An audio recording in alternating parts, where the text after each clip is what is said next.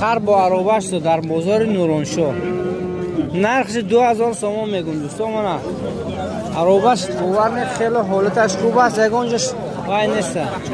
چاخر 4 ساله دوستان، این مخصوص برای کسانی که خر کافسادیان سر از همین یکم نوار کردن میپردم برای شما دوستان. تگش تخته گرد اطرافش آهن، بالاناش 14.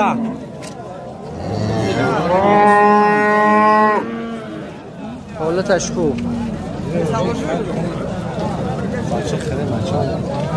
2000 سوم نرخ سیمچ کشیده دوستان.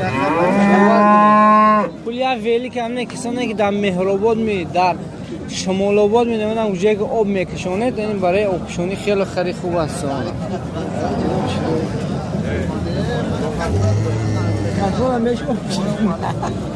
بچه صحرا با علفتان میکشند به زیر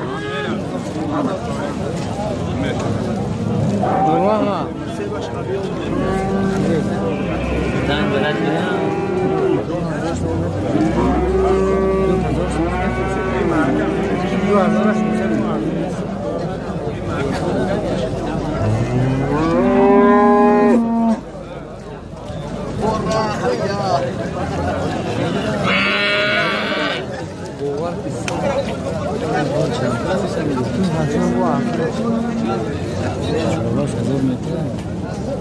ارزش 2000.